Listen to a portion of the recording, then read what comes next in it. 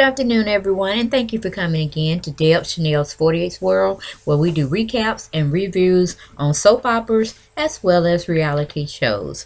Today, we're going to be covering April 26, 2016, the sitcom The Bold and the Beautiful. It aired today, April 26, 2016. Let's get on into it. We always start by recapping off from last episode, which was on Monday. And basically, the end result of that episode was to find Quinn. Now, we already know Deacon got summoned to Bill Spencer's office, so we're recapping from that point.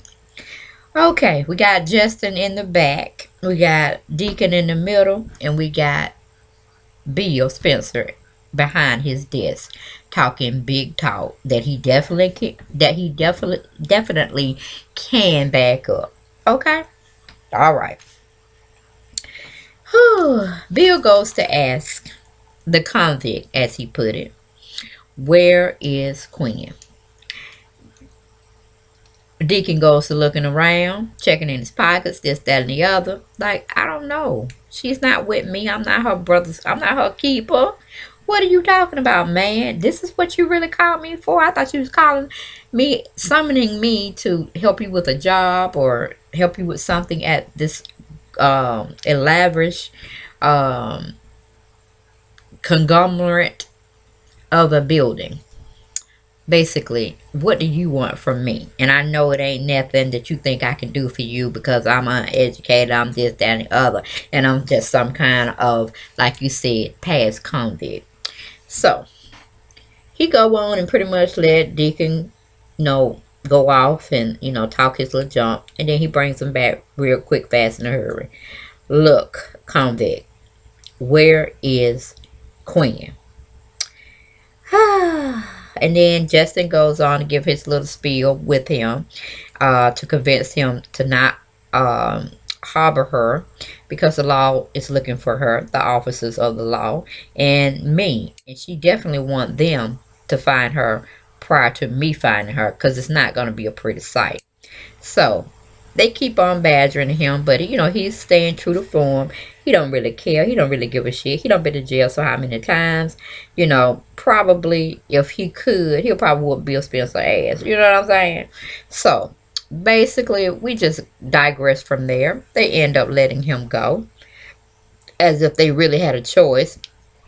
And he leaves the building, and Justin, with all his wisdom and insight, he says that he really don't think he know anything. One thing I want to say, Bill, you must be overworking Justin pretty hard because his intuition is so far off base.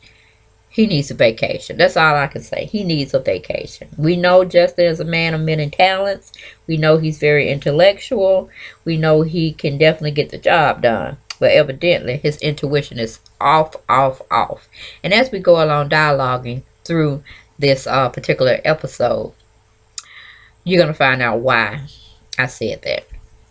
Anyway, we leave that situation. We go to Wyatt and Steffi.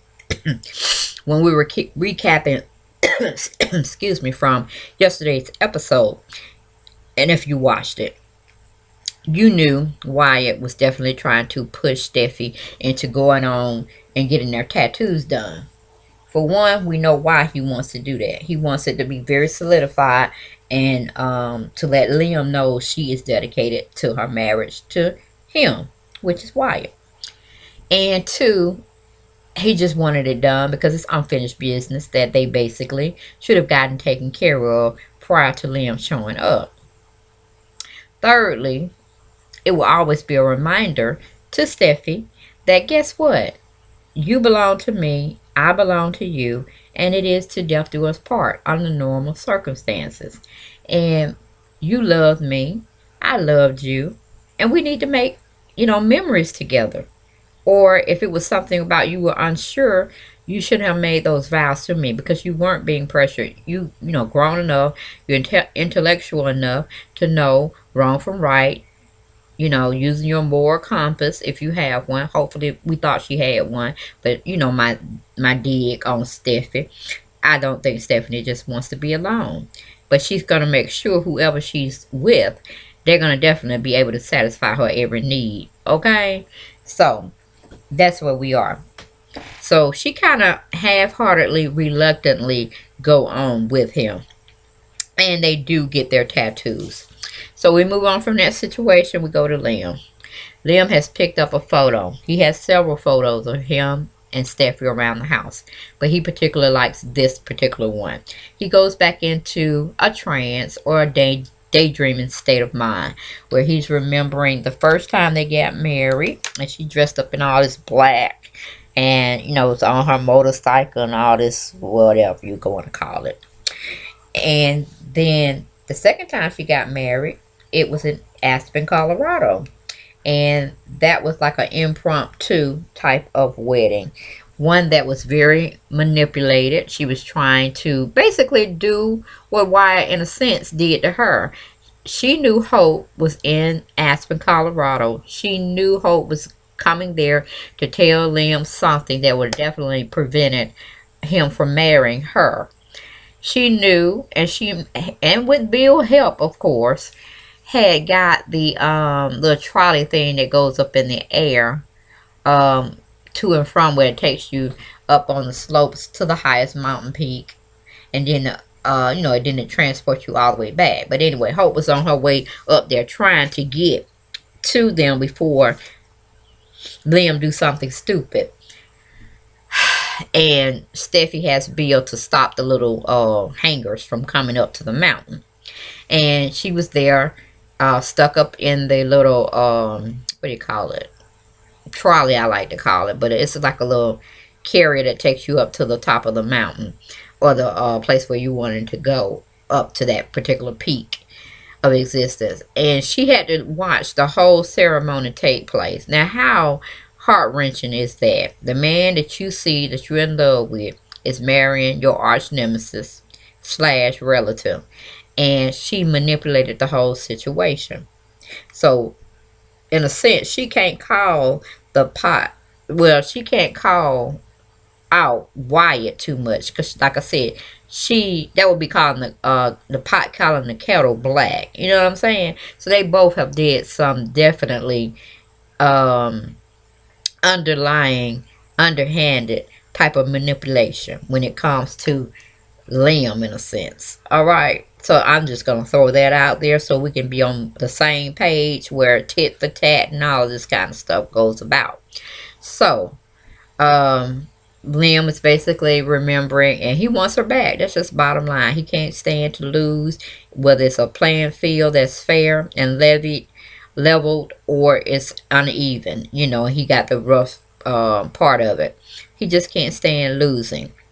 So, he stated to himself out loud that he's going to get his fiance, well, let's say his wife, then not his wife, then his fiance, then not his fiance, then, y'all know what I'm going with it. Okay, he going to get her back. We go to a commercial. We come back. We're on Bill and Liam. Bill is calling Liam just to check on him like a good father should, see how he's doing. It's old brain still kicking it. And Liam, he goes to ask Liam, do he want to join him for dinner? And Liam goes on to thank him for calling, checking up on him, being a good dad. And he goes on to tell him, nope, can't do it tonight. Maybe we can do it tomorrow, another day further on. But nope, can't do it because I'm expecting to meet somebody and do these other things. And so he goes on to tell his dad, and he listened to him, whatnot. But he's going to get Steffi back.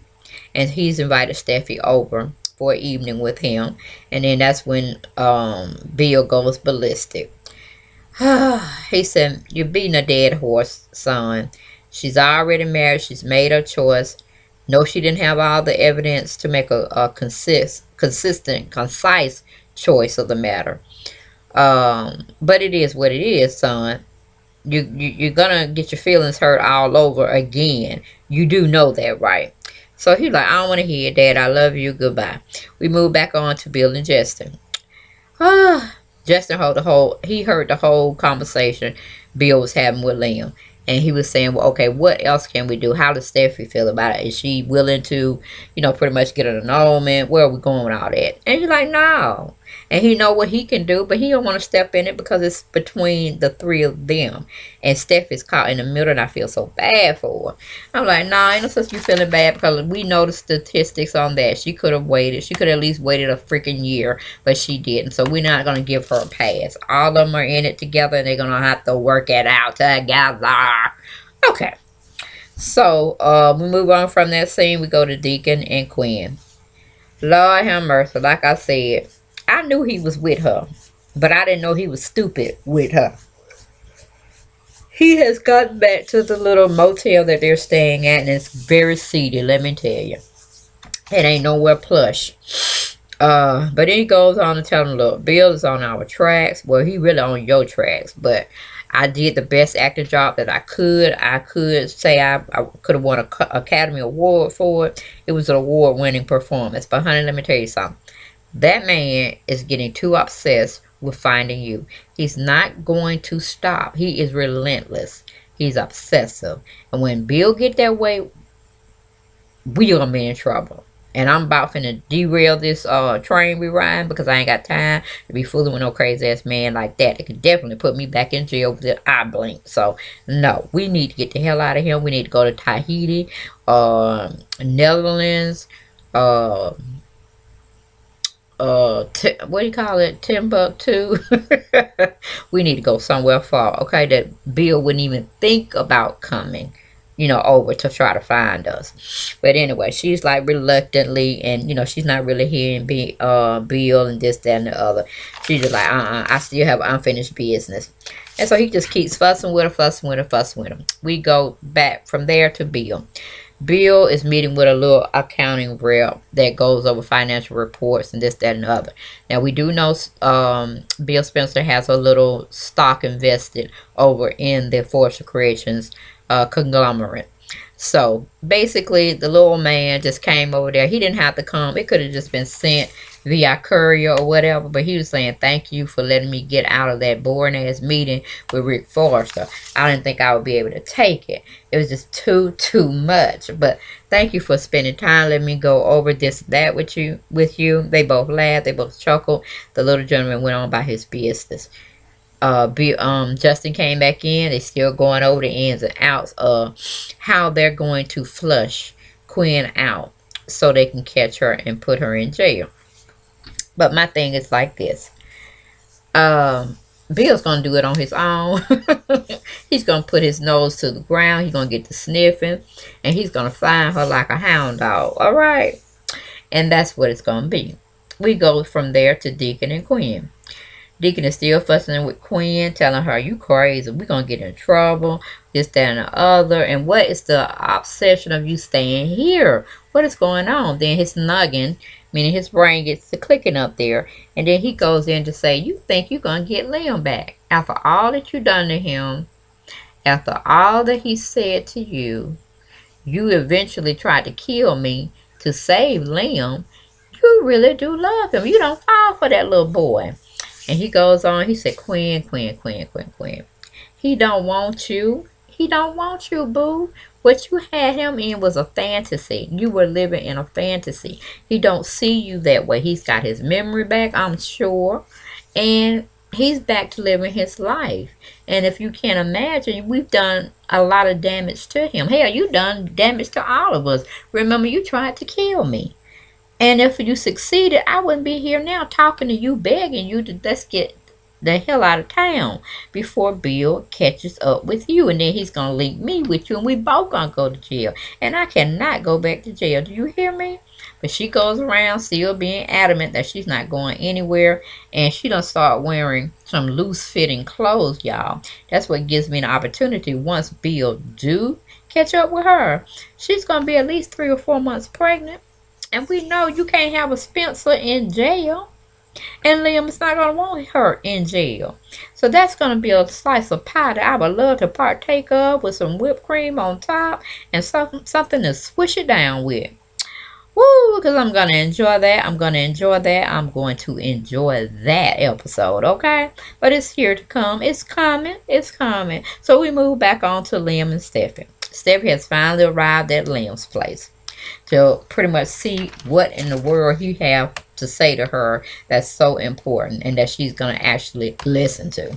He goes on to set the tone. When she comes in, she sees candles, she sees flowers, she sees champagne or wine. He don't know which one she likes because he's still, trying to get his memory back together. But he bought something that she could partake of. Excuse me, partake of and it be satisfying. So he goes on explaining to her he's on a mission to get her back. He don't care what she says. He knows she loves him, and she don't pretty much done said that in so many words as well. And, he goes around. The music is playing. He's talking to her all soothing, and they make a toast. They don't get back together. She always said, no, we can make a toast of friendship. He said, I'll take that for now. Because usually that's how most relationships start off as friends. And then it escalates to something more promising. Hopefully. That's how it's supposed to go anyway. And so he goes up to get her ring finger, where you slip on a ring when you're saying you want to be engaged with this person, or you want to have a promise ring at first, then engagement, and then the next step is wedding. He goes on to acknowledge it while he's kissing that particular hand, and he noticed she has tattoos, and it's a wedding band tattoo that he knows she didn't have the last time he saw her. So he's taken aback. And he's like having second thoughts, like, okay, didn't you just hear me the last time we spoke with each other in person that I was going to get you back? What the hell do you have printed on your ring finger? Have I just wasted all of my energy and my time setting this mood? And you have said you have pretty much moved on. And with that being definitely an imprint on your finger that doesn't come off with a good hot water bath with some soap, it ain't coming off. You saying that's permanent. You permanently gonna stay with this man that happens to be my brother. Okay, let me digress and let me think on that some more. So, like I said, he's shocked the hell out of him, really. He don't know what to say. He is really speechless. But we move on because we're going to a commercial. When we come back, we have Bill. He done start talking to himself. Now, that's just case in point. When a person start talking to themselves openly and you can hear them, then basically they have gone to the world of obsessionness. And Bill gets to that point when he's there, he is going to get his resolution because he don't put his own work in it. So, yes, he's trying to build up a strategic plan to go and enact to finding Quinn. So, it's Team Quinn right now, finding her. That's the only thing he can think about. So, we move on from there. We go back to Deacon. Deacon is saying, again, the word obsession. That's what you can call Bill Spencer. And he's definitely going to find Quinn, and it ain't going to be cute. And she definitely will be stretched off her fantasy, or stretched out of her fantasy. But what I think Quinn is pretty much doing, and the writers, they help us give our viewpoints, and they're chiming in on that, and I believe they are going to have her pregnant. Yes, indeed. Gonna be pregnant when you do find her, and you ain't gonna be able to put your hands on her because she's gonna be with child, meaning your grandchild, Mr. Bill Spencer. So we move on from there. We go to the last and final scene, which is with Liam and Steffi. Liam just can't believe what he just saw on her hand. He wants to continue to reminisce, but he don't know how to take it at this point in time because the simple fact, she had something on her finger that she says she solidified in her marriage, and she has nothing or anything that's going to come between that vow that she's feels that she is going to honor no matter what. So that's where we are, people. It was a very good episode, and it gave me back hope that we're getting to the real nitty gritty, and we're going to come to some type of closure with Miss Quinn and Mr. Liam. Even though I think they're going to be parents, but that's just my perspective and my opinion. But thank you so much for letting me come into your homes or your area where you're viewing this video, and come back for many more videos that I will be putting out. And go and try to check out my dual channel, with which I share with my daughter, Chauncey, what she calls herself, Starr Kraziness, and take a look at those video collections we have on that channel. Again, that's SNS. Let's talk about it. Just go over there and get your little sneak peek, whatever you like. Please like and share and subscribe if you haven't subscribed to that particular channel. Now, she does also host her own channel called Starr Kraziness, and they're in my links at the end of the video, and they're also in my drop-up box that you can definitely partake. If you haven't subscribed to her channel, please do so, and enjoy all three channels, because we do keep it real, and we do come to you just as we are. So please enjoy. Stay confident with whatever you're doing in your lives. Stay encouraged, and blessings flow your way. Thank you so much. God bless. Bye bye.